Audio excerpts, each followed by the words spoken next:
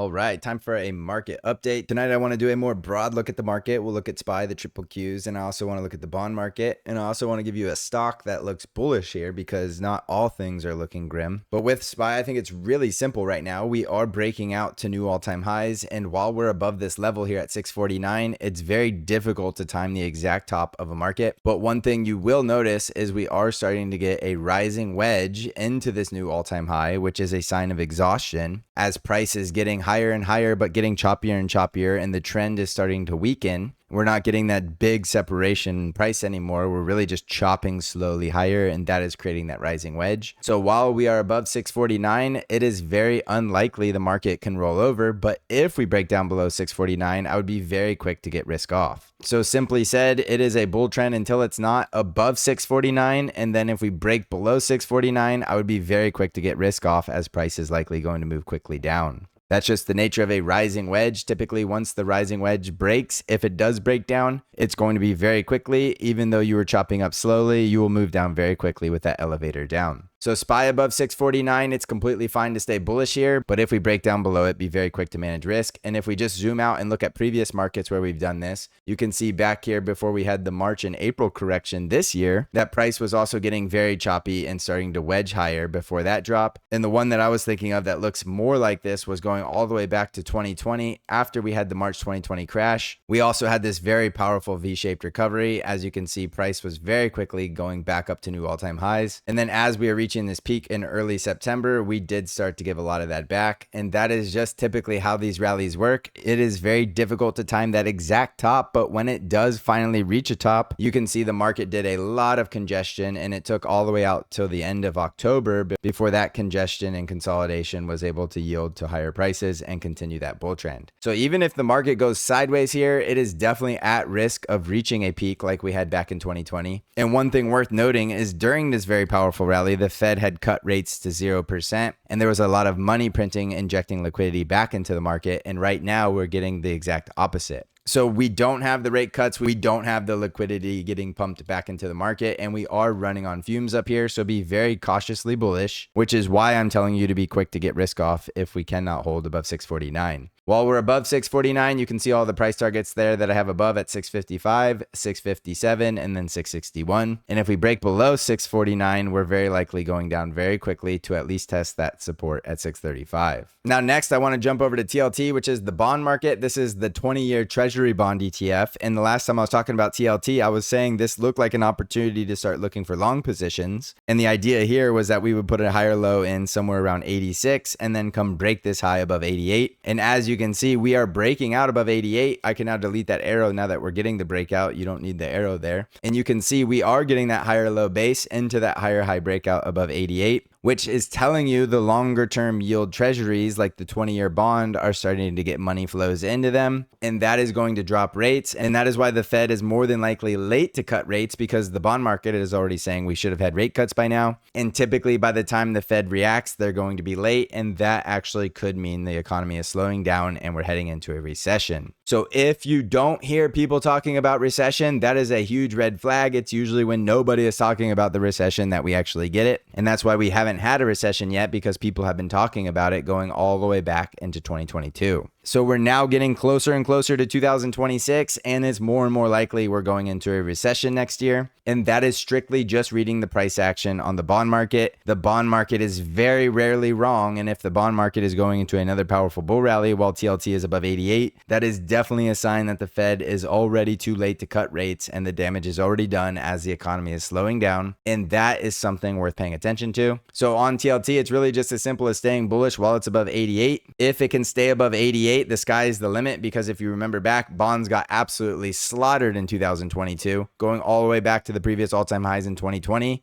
all the way to the lows. The 20-year Treasury dropped over 51%. So the bond market has been absolutely bullied into submission, and it is sitting here just grinding along the bottom. So if you think you missed the bull rally in TLT, you can rest assured that is definitely not the case, because you are still just a blip on the radar way down here at 88 when it was all the way back up there at 171 in 2020. Now, do we need to go all the way back to all-time highs? No, we do not. But that doesn't mean there isn't a bull trade to be had here in TLT while it's above 88. And that tells you that money is flowing into the bond market. And there is a finite amount of money. So if money is flowing into the bond market, that means it's leaving somewhere else, and that could be money markets and stocks. So there is reason to believe the stock market could be reaching a peak. So stay defensive and stay cautious. And then from there, let's just quickly look at the triple Qs, because this is the tech sector largely represented here. And in this one, it's going to be very similar to SPY. Very simply said, just stay bullish above 577. If we can hold above 577, we could go to 586, 590, and then 593. But if we cannot hold above here, that's when I said be quick to get risk off, because we'll likely have a very swift drop down to 563 if we fail to hold this support at 577. So 577 is the critical level there. You can stay bullish above it. There's nothing wrong with doing that. But as soon as price tells you we're going lower, be very quick to react, because the bears do take the elevator down. And then finally, I want to leave you with a bull trade, none other than Tesla.